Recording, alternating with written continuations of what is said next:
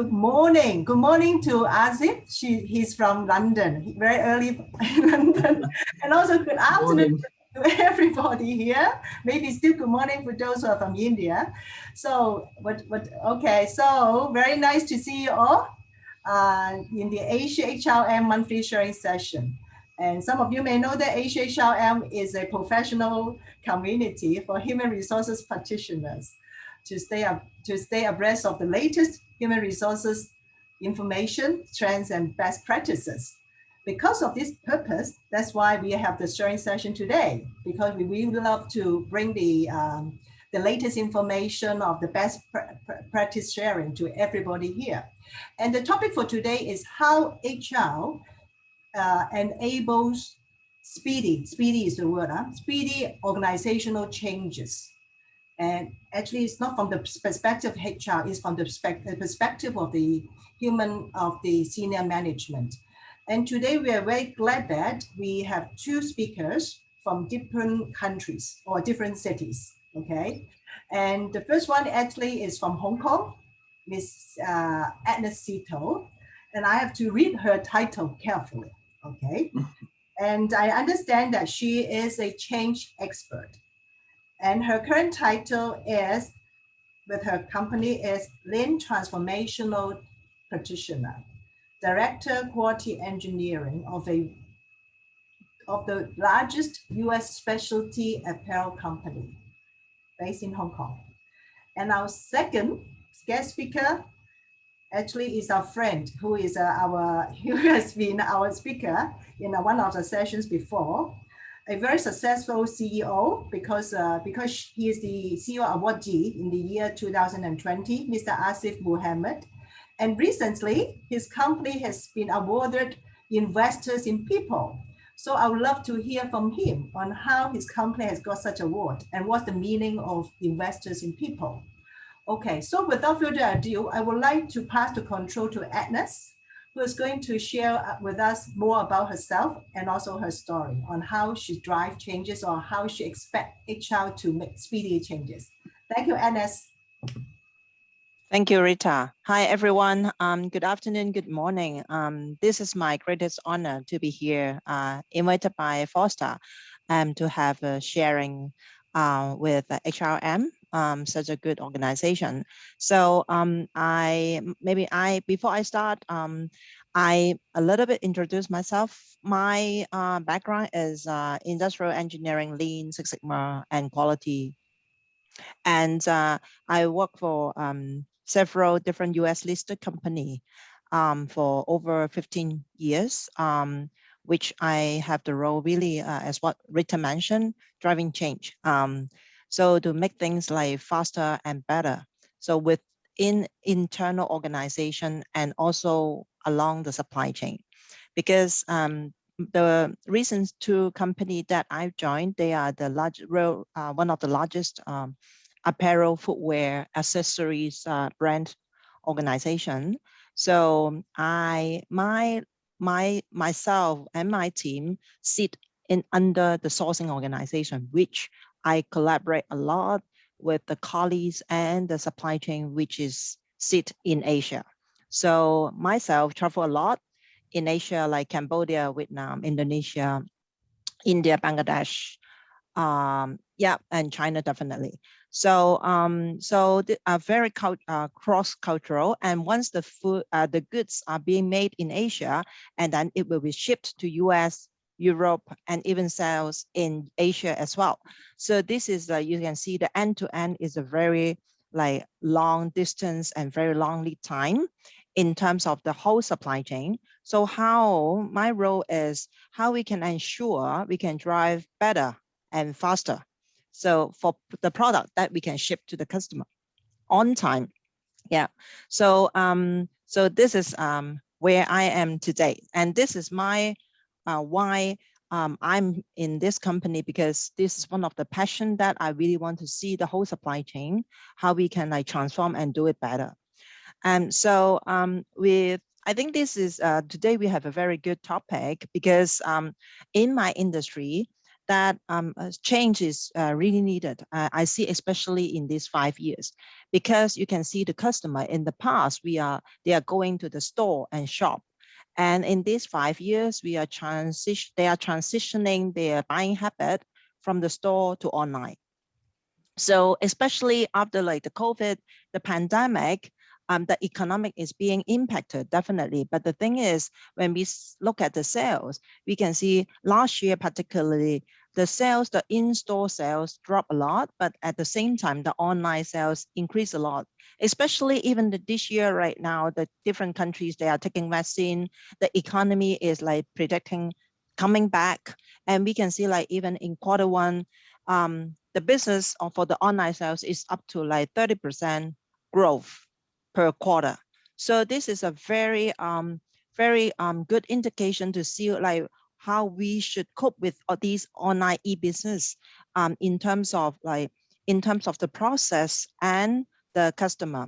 So right now, other than that, in these like 5 to 10 years, the customer who buy apparel, who buy footwear, they are not like before. They want to see different styles coming up in different seasons. So they are like asking for like, when we have the production in supply chain in the with partner with our vendor, one of our challenges is that we have less volume but more style. So in terms of product development, the time has to be shortened, and at the same time, from the manufacturing to goods shipped to distribution center like in US and in Europe or even in China, how we can shorten the overall lead time in order we can replenish those of the goods that may be like very popular one to the market very quickly. And especially right now, every customer, they can easily put their voice of, we call VOC, the voice of customer on the line. So we have to ensure that we are very sensitive to the customer needs, like in terms of the quality, the style, all these things. So, so this is the reason why we can see how we can respond faster to the market in such a e-business way. So this is one of the reason like drive change, how we can like by using like some of the lean concept, how we can take waste out of the overall, like we have tons of like steps, like thousands of millions of steps, like from product design to like product delivery, how we can like shorten the overall lead time and also response correctly address what's customer want. So this is the thing. And another thing is, because right now, also when we look into the China tariff back to 2 years ago, China is putting like heavy tax on some of the US product that we ship. So you can like, in these 2 years, the production base from China is slowly shift from China to Vietnam and Cambodia, Indonesia. So these kind of shift also like make us like think how we can also cope with all this, like maybe we can call it political situation other than the customer's buying habit change. So it is a very complex situation, I would say, like in the last 3 years on the overall supply chain. So these organizations, especially we call like elephant organization, like very big organization, have different brands sit under one company. Like in my last company, they have over 20 brands, and this company we have 4 brands, and we are shipping like billions of goods to different countries.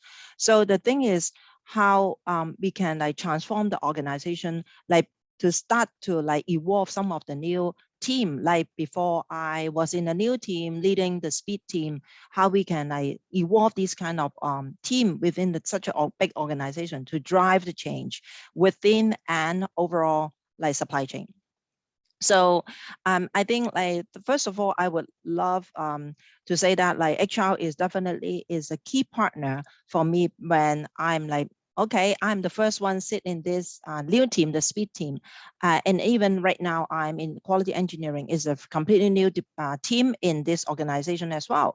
So the first team I partner is HR, because I need to ensure that my HR partner, they can help me to identify put up the right, I put up the JD, and HR team, they are able to understand what I need, and they can help to bring during the talent acquisition, they can bring the right talent to me. And when the talent is bringing in, for me and for us, organization like such a global organization, we don't mind what nationality. And maybe I need a manager in Vietnam, I need a manager in China, and I also need a manager in Cambodia. Those are having a lot of our production. I want have my legs put there. But these manager, they are not purely manufacturing manager. So one of my story is that, like in my previous role, the JD being put up, and then the HR at the very first time, they completely get it wrong. They send me candidates. The first, I still remember I'm asking for a chance for speed project manager in China. And we start in Zhuhai, in Zhongshan, Zhuhai. And my HR team, like, they don't really understand what I need. So they refer back to their traditional understanding. They bring me a lot of candidates, like 5 candidates. They are the factory manager. So when I interviewed him, oh my gosh, they are not at the right skill set that I need. Yeah, so they keep talking about the inside the factory, how can they handle the production. But you understand that we do sourcing. So basically it's our vendor job to manage the factory, but we have to partner with these factories, these big factories who have 100,000 people, to partner with us to drive this kind of speed supply chain. So that's the thing that, like, I think HR in terms of talent acquisition definitely have to understand what the business needs and to identify the right candidate to onboard. And at the same time, because right now we are talking about, we don't, like, I keep telling my HR partner, we don't mind like which nationality. So as long as we can bring the right people on board, we can relocate the people. Right now, people are very mobile. So in my previous role, we drive like lean automation and speed. We have a team of 13 people across Asia. And I would say that I have 9 nationality in my team out of 13 people. So these are the one of the things that HR is so important for me. And at that time, I would say like out of like 3-4 months after that batch, the wrong batch, I still cannot get one candidate. So I'm like burning, to be honest. I'm burning, and start like after like 2 months, I didn't hear anything and I didn't receive any CV. I start to reach out my friend who work in US and help me. She is a headhunter in US to help me. Hey, can you help me a helping hand? I need someone to be located in here and there.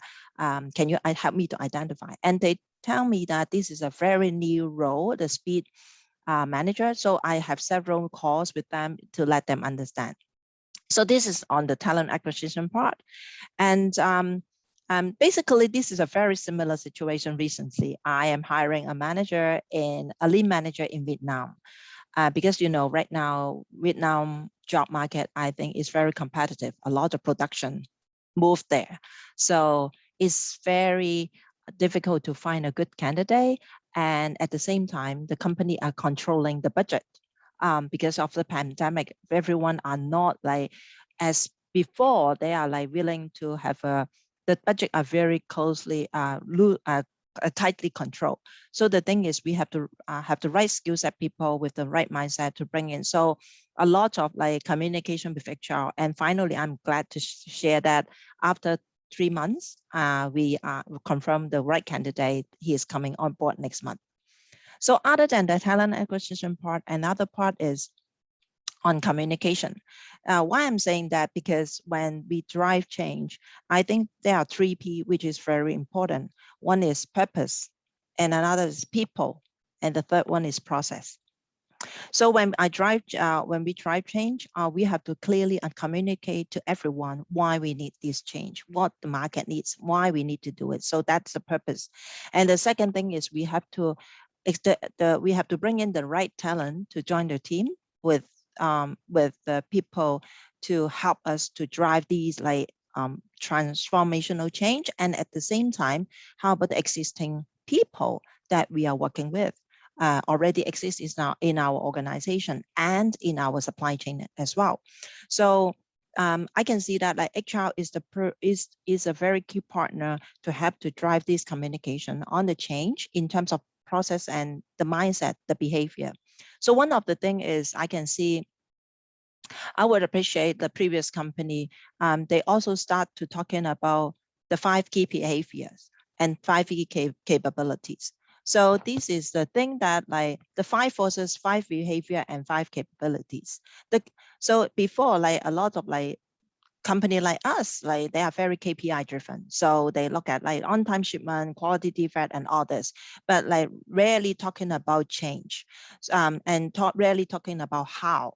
So I am on the how part, how we can ensure that the people, especially they have been working in the organization maybe 10 years, 20 years, they all the time driving the sourcing organization in the same way, how we can let them see the change in terms of the faster when we do the process, we need digitization, we need automation, we need the right mindset in terms of like hammering our vendor, the factory, instead of hammering them, how we can partner with them because they are the subject matter experts. How we can, like we as in the sourcing organization, we can communicate with the factories that they can like also cope with all this change, and instead of hammering them and they're so scared of the brand, and these kind of capability, I would say the soft part of the capability, how we can build in the people already exist in the organization, in such a big organization. So that is the thing that I see, in like if we can put it in like communication and also in the performance review. Like right now we are talking about like every 3 months we have the feedback communication within the team. So how we can ensure that these kind of elements is emphasized by HR and put into the feedback and performance review loop, so that like these elements can be like driven, not just check the box. Hey, you drive the delivery very good, you drive no quality. No, but we talk about the how. Yeah. So this is the thing that we ensure the feedback loop is there.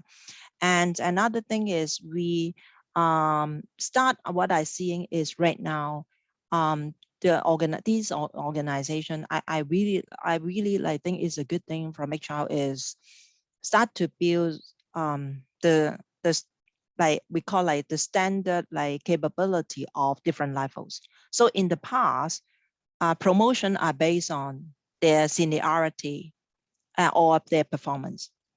But right now, we are like in these few years, we talk about the promotion.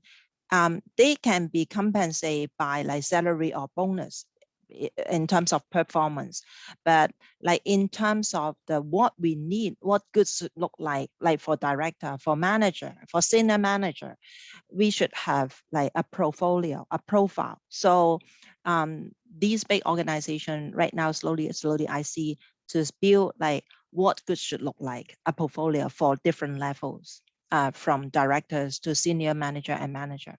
So in that portfolio, including both the hard skill and the soft skills. So this can make everyone understand it, because only on the performance, but we talk about the how. So that's the part like HR can definitely be partner with on the people side and on the communication. And definitely myself put a lot of time on driving the process as well, in terms of driving automation, innovation, through partnering with the technology and the machinery supplier. They are in Europe, they are in China, they're in Vietnam. And at the same time, how we can bring this technology into our production partner, who are the vendors that we call vendors or factories, who make our products, to introduce this partner to them, and then so that they can use the new technology to cope with these kind of change. For example, in very traditional factories, they use paper, a lot of paper, like to track the production record, quality record. But right now, it's everyone have a handphone, right?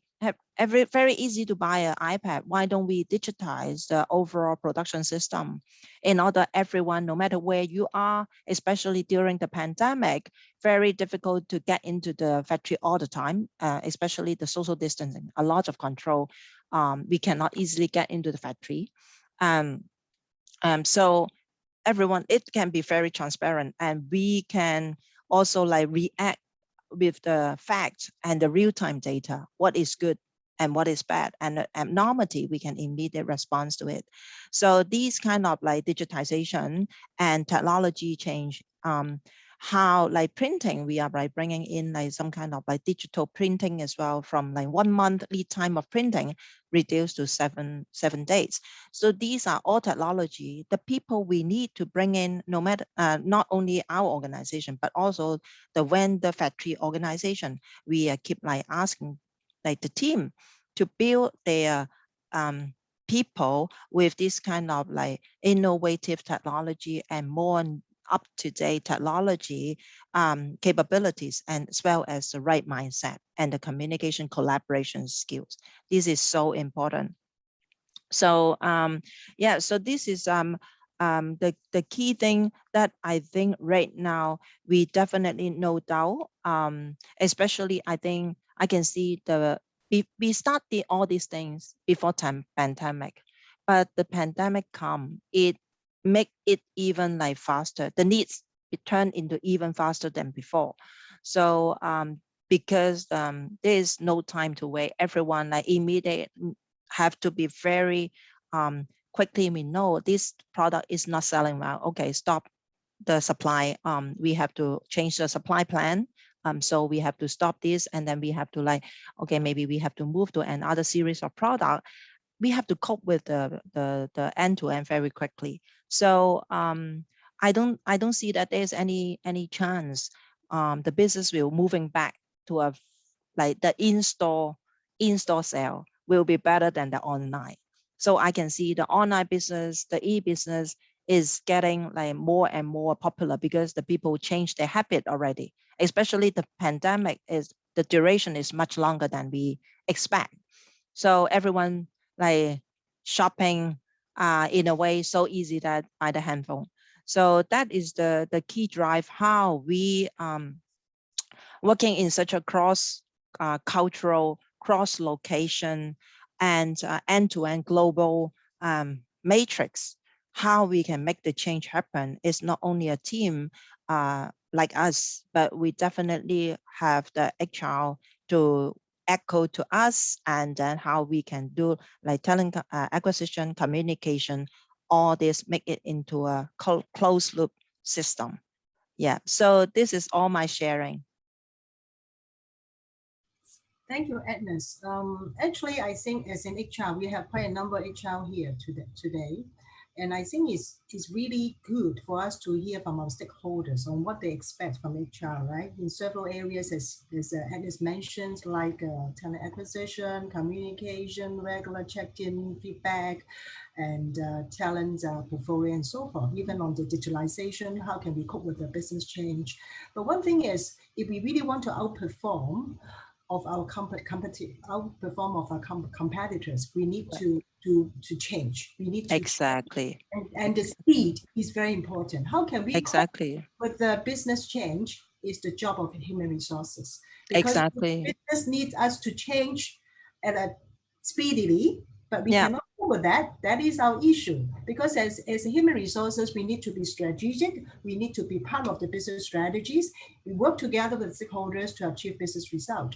So I think it's really excellent for us to hear from a customer's voice, that from our customers, that expectation of human resources. And we are all have to work towards the goal, meaning that we need to cope with their needs. At the same time, we are bringing value to the organization. So I think wow, I learned a lot, especially from a stakeholder's voice. This is what you expected, and HR. Now we have to do things speedily, cope with their requirements, and work together. Okay, yeah.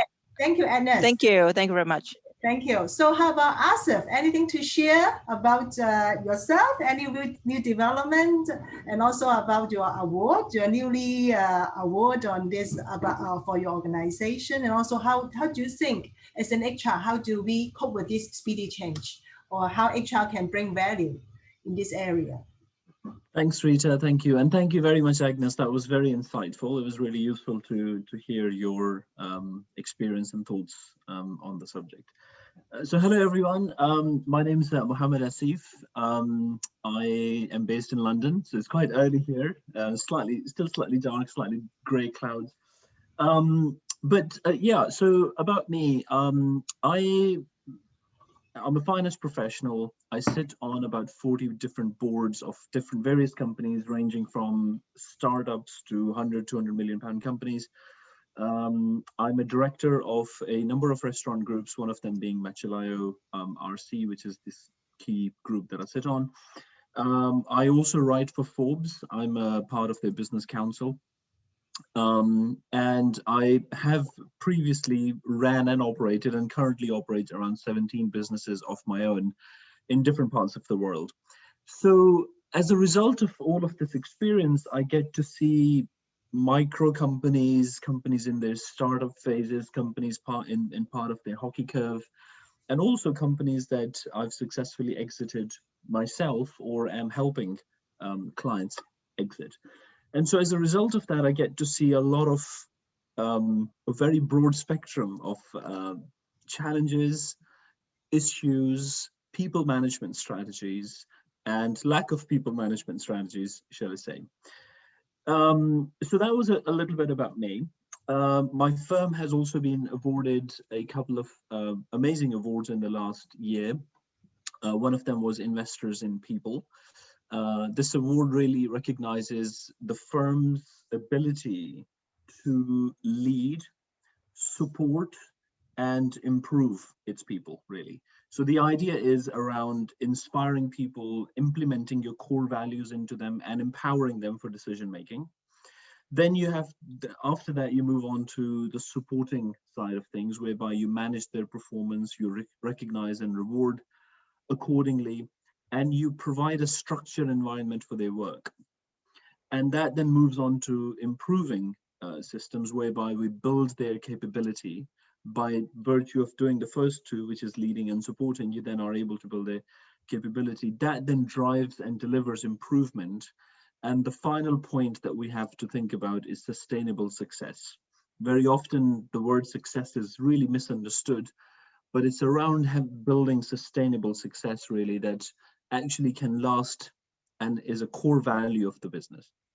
So Investors in People award was amazing. You know, we were actually audited for this. There's an external firm that's backed by the government that comes in and, you know, does a culture audit of your firm, interviews a number of people from your organization to see where you're leading in the right way. Do they understand the values? Are they empowered to make the right decisions? And then how do you support them? And then how do you, build on their improvement overall? So I think that was a great thing for us to achieve. And then February of this year, throughout the pandemic, because by February it had been going on for about 12 months in the UK, we were very honored to receive the award for Great Places to Work, which is something that I've always really put at the forefront of how I build my organizations, and when I'm advising people on how they should build their organization, that we need to recognize to put the people first. And so Great Places of Work really is all about, having the right culture, the right support, the right things that you're doing for your team, and how empowered they are. I mean, that word empowerment just continues to come. And later on in the show, when I talk about the change management, then I think you'll see how this all links. But yeah, empowerment of people is really, really important. And do they really feel as a key stakeholder in the firm, or do they keep feeling that they are just people who come and do the work and then they go? So I think that's the difference, really. So yeah, I mean, we were very honored to have both of these awards. At the moment, we are now being assessed for Great Places to Work for Women award. And I think that will be amazing, really, because I think one of the key things that during pandemic especially, but also from before, but particularly during pandemic, that I monitored was that women were sort of worsely affected by this whole thing. You know, they had to look after their families and they had to manage their workload. And so they were disproportionately being affected. And so we implemented certain changes in our organization to ensure that, you know, that wasn't the case and women were looked after. And there's a thing about diversity, inclusion, and equality. And so, yeah, we've been assessed for it. I hope that we'll pass. I'm pretty sure that we will because of a culture. So that would be great. So that's a bit about me. Sorry, it was a bit long-winded, but I thought it's important to just mention that there have been companies that have thrived despite COVID. And the reason they've thrived, people like my firm, is because we put our people first. You know, we recognized, you know, that this is very important, and HR, or human resource division, was a huge part to play, had a huge part to play in achieving these awards because of their change management behavior, whereby they work with us as the executive. So when I'm operating as the CEO, CFO, COO, HR is the bit that's a conduit. So they take everything from us, the C-suite, they become the conduit, and then they translate it to the people, you know. So when we talk about change management, I think we should just take a step back, and just before we get into it, let's have a little bit of context. So in my opinion, one of the issues that has happened, particularly in the last 12 to 15 months, is COVID, which has thrown out a lot of uncertainty. And I think that's the big problem, the uncertainty, which means that companies as well as people have not been able to strategize and set their long-term goals. Because every time you set something, COVID scenario changed. And so you had to ditch that strategy and do something else. And so as a result, the issue is that the smooth transition of change that normally you can sit back, systemize, strategize, and then implement sort of went away. You had to do a lot of things on the fly. And the problem with doing a lot of things on the fly is that it starts to cause a lot of anxiety and fear. And the minute you start to see anxiety and fear coming in people, you're going to start to see resistance to change, because then they think, well, hold on a minute, does this mean my job is secure? Does this mean my job is not secure? Suddenly there's a lot more automation coming in, as Agnes said earlier. And so it just creates this culture of fear. And when that happens, then as executives, we start to panic or worry, because we think that if that continues to have its way in the firm, it will simply mean that the overall productivity will continue to go down. So I think this context is very important. And then before I move on to some of the changes that we've had to do, I also like to, and I think my advice is for everyone listening to also understand this, that there are two parts I'd like to talk about. I'd like to talk about the types of change, and also like to talk about the perspective of change. So the first thing is the perspective. So there's an outside perspective and there's an inside perspective of change. So for us, in the UK particularly, the outside changes were Brexit, which is when the UK left the EU. That was a huge change for us to have to manage. And then the outside change was COVID, right? Because COVID meant that you had to try and do something different. And then those outside scenarios meant that we had to look at the inside changes. So because of Brexit, some of the rules and regulations changed. So we had to think about changes that we need to implement internally.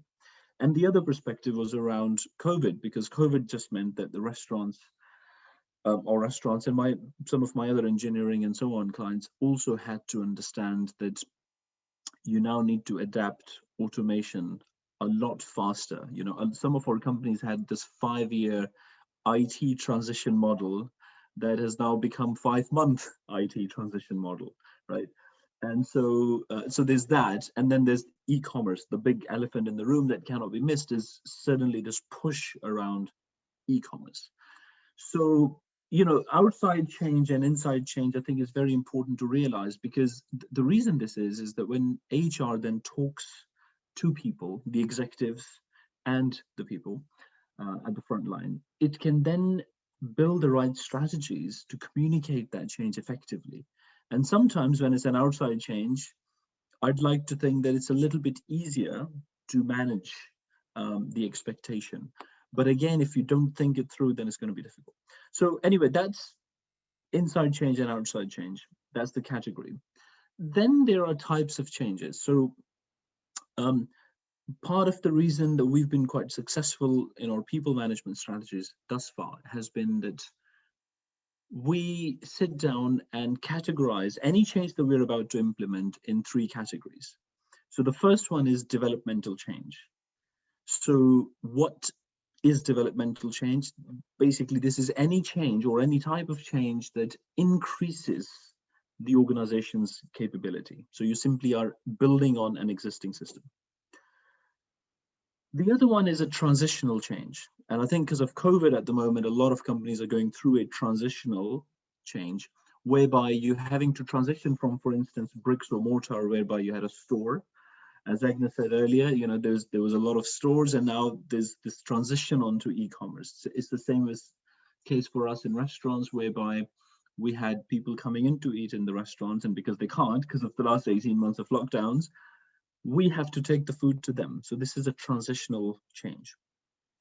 And the last one is perhaps the most radical, which is called a transformational change, whereby you completely transform your organizational capability on how you used to do things to what you're about to do now. I think the classic example of that right now that I'm looking at and studying quite closely is Jaguar. Jaguar Land Rover, the car manufacturer, has decided that over the next 5 years, they're going to completely transform, over the next 10 years, by 2030, they're going to completely transform from being a petrol diesel engine car manufacturer to electric. So that's a huge transformational change, which is, as I said, the most radical, really. So I think from our perspective of this discussion, I don't think any company is looking to do transformational change. We're mainly looking at developmental and transitional, which is really 90% of change management strategies are around that. So I thought it's an important context to understand for HR managers, but also for C-suite executives like me, whereby once you categorize it, well, first of all, is it an outside enforced change or an inside change? Then you sort of look at what type of change it is, developmental or transitional. Once you build this matrix, you are then, in my opinion, are able to build decent and good strategies to get this thing implemented. So before I touch a little bit on the human resources ability to enforce a speedy change, why don't we take a look at a couple of reasons why change management strategies fail?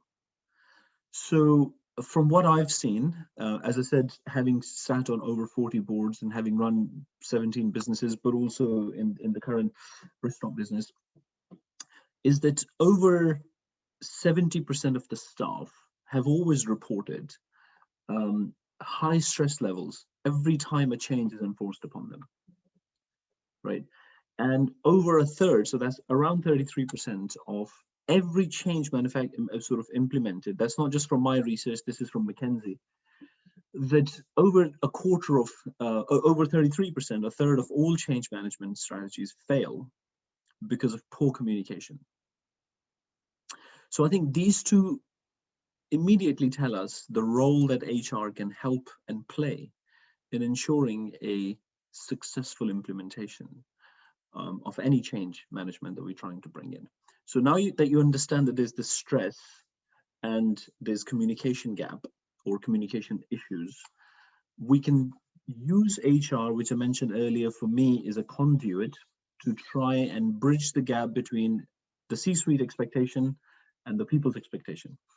So once this can happen, I'd like to think that they can help enable that speedy change because they could become the change agent. So I think that was an important reference point.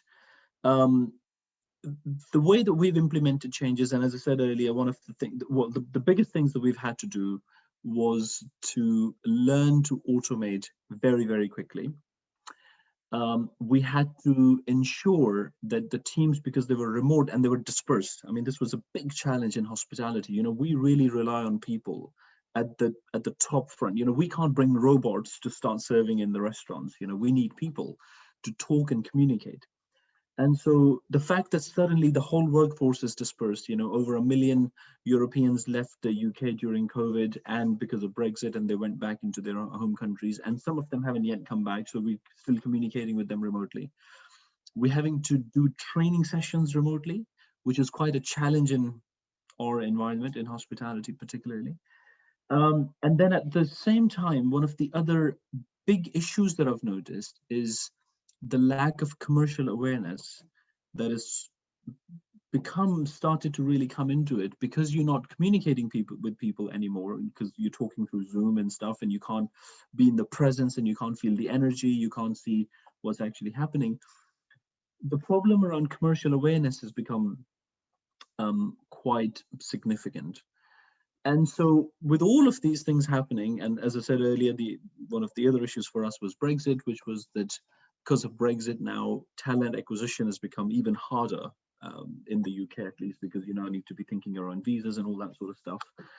You know, we need our HR to help implement the governmental changes such as Brexit and changes that were thrown because of COVID, which were things like, you know, lack of commercial awareness, the fact that you can't train the teams at the same time, and therefore retain the talent, you know, that we had built over a long time. And yet we are having to, the common denominator of all of this was to suddenly have to automate everything and to say, okay, well, the clock in, clock out, clock hours where people used to come on site now is being done through geofencing.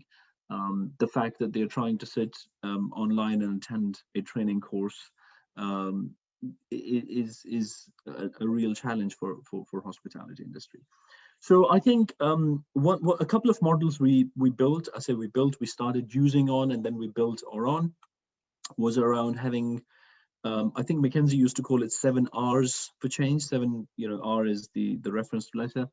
We call it 5 because we reduced it. You know, we thought that it's quite important that the less the number there is, the easier it will be for people to digest. So we sat down with our human resources team, which was a massive partner for us. We've never looked at human resources as another division in the firm. We look at human resources as a core partner in our firm. In fact, we're now thinking around hiring a CTO. I know in lots of other organizations that stands for Chief Technology or Chief Tech Officer. We will be calling them Chief Talent Officer. And this is very important for us because we're thinking that as these changes are enforced upon us, I think COVID's made sure that we all understand that you no longer are required to be in the right city, you just have to be in the right time zone. As a result of that, with the rapid changes that are having to come, we will need to attract and retain the right talent. And in order to do so, we thought that actually we should make our HR divisions more robust by giving them this new Chief Talent Officer post, which would be quite important. So let's talk about the 7 R's for change. I think the very first one is the reason for change. Why are you looking to make this change? So I think I've touched upon earlier, is it outside? Is it inside? Is it transitional? Is it developmental? So what's the reason for change? The other thing that as a chief executive, I expect our divisions to understand, and our people and our organization to understand, is the return, the level of return. What is the ROI on this change? What is that return that we're looking for from the change that we're looking to make? Because frankly, if it's just a nice to have, then why would we even make it, right? So if you're looking to automate, what return are we going to get from this investment that we're going to make, which isn't just the investment of technology, it's also an investment of time of the people and so on. The next one is the risks that are involved. So I think that the next R is what are the risks that are going to be involved. And again, we like to build a matrix as a plus sign to see short-term risks, long-term risks, and that's very important because once you understand the risks, you may want to rethink your change strategy. The other one is the one that I think perhaps the most important one. And I think it's the one that often gets missed, certainly by the C-suite executives, because we just say, we just want to do this change, go ahead and do it. But we forget the resources, what resources are required. So this is the next R, what resources are required. And I think the last one is who is responsible. You know, who is that one person or one department or one division or one partner that's going to carry this flag and see it through, right? So you will obviously work as team in a very collaborative environment like this, but you still need to have a person in charge or a team in charge that's going to see this. So we like to, sit down, do growth hack sessions. We call these hack sessions. So you sit down and do your growth hack session, and you go through these 5 hours. And the way that we do it is that you get the right leaders or the departmental heads in the room, and one person stands up on the board, and we start to go through all of these, and we build the matrices there and there. We often spend three working days to a week getting all of this strategy right. Once we have got it right, we then start to implement it. Now, from a smaller company perspective, we built 5 steps for change. And so this was where you often come and sit down and start talking about a change. And then I started noticing that some of our clients weren't fully aware of what was actually happening, because inherently we know that we all need to adapt. I think there's a quote by Charles Darwin, which I think is just so fitting, and I'd like to share that with you if I may. I think he said that back in whenever he was building these models of evolution a few centuries ago, that it is not the strongest of species that survive, nor the most intelligent, but the ones that are most adaptable to change. So is that adaptability. So what are those 5 steps? And this particularly is more important for, in my opinion, sort of micro to smaller companies, but also medium companies can also use it. The very first one is, why don't we acknowledge the need for change? When we don't even acknowledge that actually we need to change, right? So the first step is, let's acknowledge the need for change. The next step is then you've got to start communicating and involving people in it. The next step is develop the change plans. Then you have to implement those changes. That's the step 4. And the last step is evaluating progress. Because if you're not evaluating it, very, very likely your change management strategy is going to fail, because you haven't actually had that feedback mechanism. Is it working? Is it not working? What are the problems that people are facing? And really, the reason a lot of talent then starts to leave is because there isn't a feedback loop. They start to get a little less enthusiastic, shall we say, in their work, and they end up losing. So with everything that I've explained, you can see now HR is literally the common denominator to help ensure that the 5 R's for change are understood, the 5 steps for change that I've mentioned are understood, and why the stress levels are very high stress levels are reported and how they can be minimized. So if you have an effective HR, in my opinion, what would be happening is that they will act as change agents. They will, I think the word I can use that we use in our firm, which is quite interesting, is shock absorbers. So human resources for us is like the shock absorber, because from senior management, there's this change coming. Right, we must do this. HR then takes that shock, absorbs it, and then communicates it in this beautiful, respectful, understandable way to the tactical teams that are standing at the front, because they are the ones that are frankly going to be most impacted by change, right? I can sit in my cozy little office and dream of a change and say, right, we're going all IT. But what does that mean for people that are at the front line? How are they going to do all of this, right? So in my opinion, human resources is therefore vitally important to do that. Some of the things that I think HR should have been doing even before COVID, but certainly after COVID, is to building an effective feedback system with their employees. Devote sufficient effort and resources in addressing these challenges and having these feedback loops. I think the other thing that is really missing at the moment is investing in really thorough and comprehensive management training programs, and really use technology, as Agnes said earlier, rather than using paper. Use technology to keep a constant pulse on your workforce, to identify the problems, the stresses. And if you can do that early enough, then they won't become systemic problems. You can identify them quickly and you can deal with them quickly. So I hope this was useful to you. I mean, this was some of the issues that we'd found, all the changes that we've been trying to implement in all sorts of places. The words that kept coming back were, stress, fear, resistance, poor leadership, poor communication, poor team alignment. All of these can be dealt with by everything that I've just shared with you. So I hope you find it useful. Wow, thank you, Asif. Actually, we are having a media lecture from you on this 5R, right, and 5 steps. I personally, I think it's very useful and also very practical.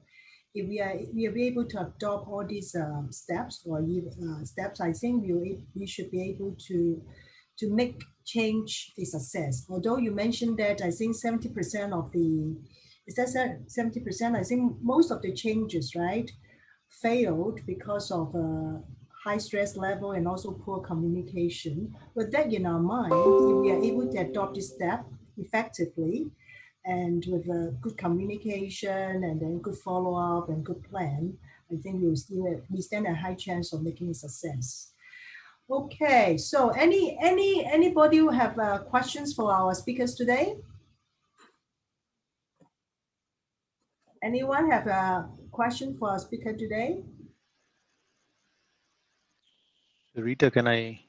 Yeah, sure. Okay.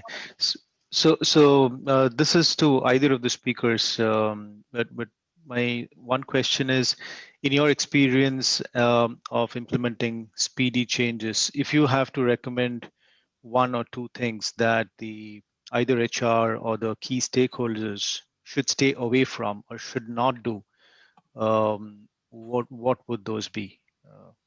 Because we keep adding things, right? We have to do these, we have to do 10 things, all changes and all of these, but sometimes we also have to be, we in AsiaHRM, we are actually reading this book called Subtract at this point in time, and I think my thought process comes from there. I'm yet to complete the book, but that's the background, saying, is there anything in your opinion that we should stay away from and not do?